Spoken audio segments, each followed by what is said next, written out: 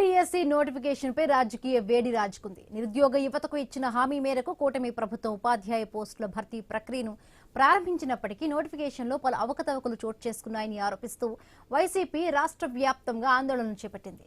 అభ్యర్థులకు అన్యాయం జరిగిందని, పోస్టుల భర్తీలో పారదర్శకత లేదంటూ ప్రభుత్వంపై విమర్శలు చేస్తోంది. శ్రీకాకుళం జిల్లా కలెక్టరేట్ వద్ద కూడా వైసీపీ నేతలు, కార్యకర్తలు నిరసన కార్యక్రమాన్ని నిర్వహించారు. మాజీ స్పీకర్ తమ్మినేని సీతారాం నేతృత్వంలో నిర్వహించిన ఈ ఆందోళనలో పార్టీ నాయకులు, కార్యకర్తలు పెద్ద సంఖ్యలో పాల్గొని ప్రభుత్వానికి వ్యతిరేకంగా నినాదాలు చేశారు. ప్రభుత్వం వెంటనే స్పందించి డిఎస్సి ప్రక్రియలోని లోపాలను సరిదిద్దాలని డిమాండ్ చేశారు. దీనిపై మరింత సమాచారం శ్రీకాకుళం జిల్లా ప్రతినిధి రాము అందిస్తారు. కూటమి ప్రభుత్వం అధికారం చేపట్టిన తర్వాత అన్ని వ్యవస్థలను కూడా పూర్తిగా నాశనం చేస్తుందని, అందులో భాగంగానే నిరుద్యోగులకు సంబంధించి డిఎస్సిలో కూడా అవకతవకలు జరిగావనేసి రాష్ట్ర వ్యాప్తంగా కూడా వైసీపీ కేడర్ పూర్తిగా నిరసనలు తెలుపుతున్న పరిస్థితి అయితే కనిపిస్తుంది. ఈ నేపథ్యంలో శ్రీకాకుళం కలెక్టరేట్ దగ్గర మాజీ స్పీకర్ తమ్మినేని సీతారాం కూడా ఈ యొక్క నిరసన కార్యక్రమాలు చేపడుతున్నారు. అసలు నిరసన కార్యక్రమాల గల కారణం ఏంటో ఆయనతో తెలుసుకుని ప్రయత్నించాను. సార్, చూసుకోవచ్చు, కూటమి ప్రభుత్వం అధికారం చేపట్టిన తర్వాత కూటమి ప్రభుత్వం ఏదైతే ఎన్నికల మేనిఫెస్టోలో పెట్టిందో మెగా డిఎస్సి, అందులో భాగంగానే నిరుద్యోగులకి అవకాశాలు కల్పించామని చెప్తుంది. మరి ఇన్ని రోజులు అయిన తర్వాత మీరు ఎందుకు అవకతవకలు జరిగామని ఇప్పుడు రోడ్ల మీద రావాల్సిన అవసరం వచ్చింది? ఇప్పుడు ఒక విషయం జరిగిన తర్వాత అది బయటపడేటప్పటికి టైం పెట్టింది. అర్థం కదా, వాళ్ళు ఎవరెవరు ఎంతెంత తీశారు, ఎంతెంత తీసుకున్నారు అన్నటువంటిది ఇప్పుడు కదా ఒక్కొక్కరు బయటపడుతున్నారు. ఇప్పుడు మీకు స్పీకర్ ఎమ్మెల్సీ ఒక ఆయన బార్గెనింగ్ డైరెక్ట్గా ఆయన మాట్లాడి దొరికిపోయాడు. ఆయన 15 లక్షలు ఇస్తే పట్టుకొని రమ్మనమంటున్నారు. 15 లక్షలు అన్యాయం సార్, మీరు కొద్దిగా తగ్గించండి అని బేరం అవుతున్నారు.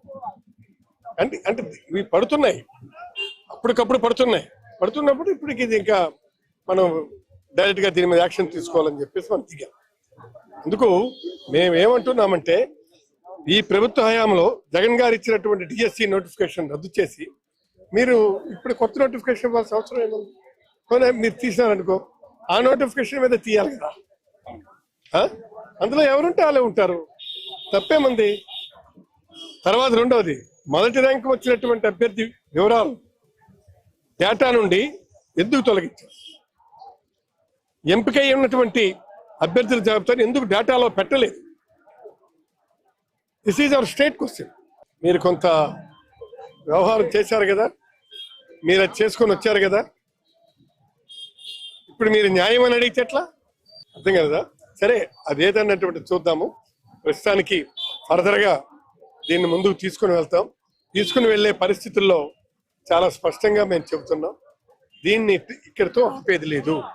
మా పార్టీ అన్నటువంటిది రేపు ఇది నిర్ణయిస్తే పార్టీ డైరెక్షన్ ఇస్తుంది, దాని ప్రకారం చెప్పండి. అసలు డిఎస్సి అయిపోయి ఇన్ని రోజులు అవుతుంది, ఏడాది కూడా పూర్తి చేసుకుంది, పోస్టింగ్లు వచ్చి 4 నెలలు అవుతుంది, ఇప్పుడే రోడ్ల మీద రావాల్సిన అవసరం? ఇది మెగా డిఎస్సి కాదు, ఇది దగా డిఎస్సి. ఖచ్చితంగా ఉపాధ్యాయ ఎవరైతే క్షేత్రోపాధ్యాయులు ఉన్నారో వాళ్ళకైతే అన్యాయం జరిగింది. దానికి కారణాలు ఏంటంటే, ఎస్సీఆర్టీలో పనిచేయడానికి స్టేట్ ఫస్ట్ ర్యాంక్ అయింది, అట్లీస్ట్ ఆయనకి అలాగని సెలెక్ట్ అయ్యాడని చెప్పి జాబ్ కూడా ఇవ్వని పరిస్థితి. ఈరోజు స్పోర్ట్స్ కోటా 2% ఉండేది, మళ్ళీ దాన్ని 3% పెంచి అలా 15 లక్షల నుంచి 25 లక్షల వరకు ఇప్పుడు మన స్పీకర్ గారు మాజీ శాసనసభ చెప్పినట్టు ఈరోజు 25 లక్షల వరకు అమ్ముకోవడం జరిగింది. ఎన్ని పోస్టులు? 2%, 3%. గతంలో స్పోర్ట్స్ కోటాలో 23 గేమ్స్ మాత్రమే ఉండేవి, కానీ ఈసారి 43 గేమ్స్ ని అలౌ చేశారు. కారణం ఏంటంటే, ఇదంతా దగా, మోసం, నిరుద్యోగికి నిట్ట నిలువున మోసం చేశారు. అంటే స్పోర్ట్స్ కోటా సర్టిఫికేట్లు అమ్ముకున్నారా, పేపర్ లీకేజ్ అని అంటున్నారు? అంటే అన్నింటికి సమాధానం ఉంది. కారణం ఎస్సీఆర్టీలో పనిచేసి స్టేట్ ఫస్ట్ ర్యాంక్ పవన్ రావడం, స్పోర్ట్స్ కోటాని అమాంతంగా పెంచివేయడం, ఇవన్నీ కూడా మన కళ్ళకు కనిపిస్తున్నాయి. అంతేకాకుండా డైరెక్ట్ గా మెసేజ్ ద్వారా, ఫోన్ మెసేజ్ ద్వారా పంపించడం, ఎవరైతే సెలెక్టెడ్ క్యాండిడేట్స్ ఉన్నారో వాళ్ళని 1 to 1600 ర్యాంక్ వరకు తీసుకురావాలి అని తప్పించి, నువ్వు సమ్ XYZ సెలెక్ట్ అయ్యాడని చెప్పేసి అని మీకు మెసేజ్ వస్తే మీరు పోస్టింగ్ రావడం అనేది అది పక్కా లాబిస్ట్ కనిపిస్తుంది.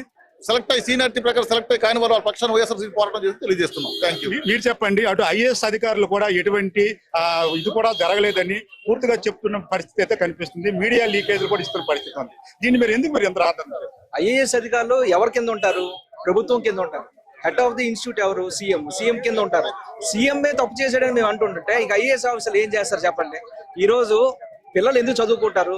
తల్లిదండ్రులు ఒక పూట తిండి మానేసైనా పిల్లలకి చదివిస్తారు. దానికి కారణం ఏంటంటే పిల్లలు ప్రయోజకులు అవ్వాలని చెప్పి. పిల్లలు కష్టపడి డిగ్రీ తర్వాత వాళ్ళు ఎందుకు కష్టపడి చదువుతారు? తల్లిదండ్రులకి ఉన్నత స్థాయిలో పెట్టాలని చెప్పి. ఎందుకు ఏమైనా ఎగ్జామినేషన్స్ పడితే, గవర్నమెంట్ నుంచి ఏమైనా ఎగ్జామినేషన్స్ పడితే అది కష్టపడి రాసి చదివి రాసి ఒక ఉద్యోగం కొట్టాలని ఒక ఎయిమ్ తో అతను రాస్తాడు. అలాంటి ఉద్యోగాలు, అలాంటి డిఎస్సి అనేది ఇప్పుడు నువ్వు పేపర్ లీక్ చేసావు కదా, పేపర్ లీక్ ఎందుకు చేశారని మీరు అడగచ్చు. సింపుల్ ఏంటంటే అవుట్ సోర్సింగ్ ఉద్యోగి ఎగ్జామినేషన్ ఎందుకు రాశాడు? అవుట్ సోర్సింగ్ అంటే మామూలు అవుట్ సోర్సింగ్ ఉద్యోగి కాదు. ఎవరైతే పెన్ డ్రైవ్ అప్లోడ్ చేస్తాడో ఎగ్జామినేషన్ పేపర్, అతను ఎగ్జామినేషన్ రాశాడు. అలాగే అతనికి ఫస్ట్ వచ్చింది, జిల్లాలో ఫస్ట్ వచ్చింది మెరిట్ లిస్ట్ లోనే. ఎందుకు వచ్చింది? ఓకే, కొన్ని తెలివైన వాడు వచ్చింది అనుకున్నాం, వస్తే మళ్ళీ ఎందుకు డిలీట్ చేశారు? సో మీరే ఒప్పుకున్నట్టు పేపర్ లీకేజ్ అయిందని. అదే మేము అంటున్నాం, ఎందుకు పేపర్ లీకేజ్ అయిందని. మీరు చెప్పండి. కూటమికి ప్రజల్లో వస్తున్న ఆదరణ చూసి ఓర్వలేకే ఎప్పుడో అయిపోయిన డిఎస్సికి సంబంధించి ఈ రోజు రాద్ధాంతం చేస్తున్నారనేసి కూటమి నాయకులు కూడా చెప్తున్న పరిస్థితి కనిపిస్తుంది. ఎలా చూడాలి? చూడండి, డిఎస్సి ఎప్పుడో అయిపోయింది అన్నది కాదు ఇక్కడ. మేమేం చెప్తున్నామంటే అసలైనటువంటి వ్యక్తికి ఉద్యోగం రాలేదు. నీతిగా నిజాయితీగా కష్టపడి రాసినటువంటి వ్యక్తికి ఉద్యోగం రాలా. ప్రతి మధ్యతరగతి కుటుంబం పొట్ట కొట్టినారు ఇవాళ. ప్రతి పేదవాడి పొట్ట కూడా కొట్టినారు. ప్రతి నిరుద్యోగ పొట్ట కొట్టినారు. ఇంకేముంది? అసలు పాలన లేదు ఈ రాష్ట్రంలో. నేనేమంటున్నానంటే కూటమి ప్రభుత్వానికి ఆదరణే నిజంగా వస్తే ఇవాళ రెండోది ఇవాళ చాలా మంది కూడా అనేక రాజకీయ పార్టీలు కూడా దీని మీద పెదవి విరుస్తున్నాయి కదా. ఒక వైఎస్ఆర్ కాంగ్రెస్ పార్టీ కాదు కదా విరుస్తుంది, అనేక రాజకీయ పార్టీలు కూడా దీని మీద పెదవి విరుస్తున్నారు. మరి వాళ్ళు అడిగింది మరి దానికి సమాధానం చెప్పరా వాళ్ళు? ఇవాళ నేనేమన్నా అంటే రైట్, మీరు ఇచ్చారు, మీరు ఉద్యోగాలు ఇచ్చారండి, ఇచ్చినటువంటి ఉద్యోగాలకి వాళ్ళు ఇప్పుడు జాబ్స్ చేస్తున్నారు, దానికి మేము కాదన్నా. మీరు ఇచ్చారు, వాళ్ళు రాయలేరు. రాసినటువంటి వాళ్ళు చాలా రేర్. నేను అంటున్నాను, మీకు ఒకవేళ ఆ పరిస్థితే మీకు కావాలనుకున్నప్పుడు మీరు ప్రత్యేకించి ఎగ్జామినేషన్ ఎందుకు కండక్ట్ చేయడం? తెలుగుదేశం పార్టీ కార్యకర్తలు పొట్ట నింపుకోవడానికి డిఎస్సి తప్ప నిరుద్యోగులు పొట్ట నింపుకోవడానికి మాత్రం కాదు. ఇది నేను స్పష్టంగా చెప్పదలుచుకున్నాను. ఇది మనం చూసుకోవచ్చు. గత కొన్ని రోజులుగా కూడా డిఎస్సిలో అక్రమాలు జరిగావని, పేపర్ లీకేజ్ జరిగిందని, అంతేకాకుండా స్పోర్ట్స్ కోటా సర్టిఫికేట్స్ కూడా అమ్ముకున్నారని ప్రధానంగా ఆరోపిస్తున్న పరిస్థితి కనిపిస్తుంది. ఏదైనప్పుడు కూడా డిఎస్సి సంబంధించి ఎగ్జామ్ అయిపోయిన ఇన్ని రోజుల తర్వాత వైసీపీ రోడ్ల మీద రావడంపై కూడా మిశ్రమ స్పందన అయితే వస్తున్న పరిస్థితి కనిపిస్తుంది. Power studio.